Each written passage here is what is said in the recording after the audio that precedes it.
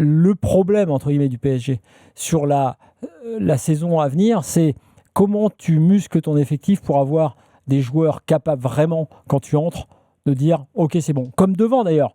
La petite interrogation Doué ou Barcola ou je sais pas quoi, ça, c'est pas un problème parce que tu sais que globalement... Aujourd'hui, tu peux considérer que tu as un niveau homogène sur 12 joueurs. 12. Ouais. 12. Ouais. C'est ça, pour moi, le problème du PSG. Alors, évidemment, c'est un problème de riche, mais pourquoi Luis Enrique, on a dit pourquoi il fait pas tourner Oui, je pense à Mayoulou, mais qui doit confirmer encore. Oui, il faut confirmer. Mais c'est quand même une prouesse incroyable parce que tu as démarré mi-août, tu es le 7 juillet et tu as encore ton 11 pas blessé, pas touché par les blessures. Ça ton 11 pas blessé, mais surtout Luis Enrique qui a respecté la compétition de la Coupe du Monde des clubs au point, effectivement, de garder globalement son 11-12 là.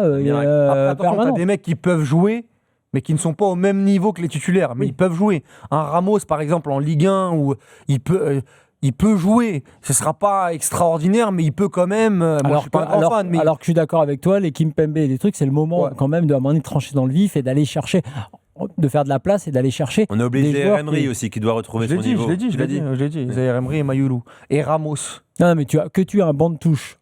Correct, évidemment, et heureusement quand t'es le PSG. Ouais. Mais là, on est en train de se dire, si tu veux continuer à franchir des marches, faut que tu aies sur le banc des mecs suffisamment compétiteurs et compétitifs pour pouvoir aller te challenger.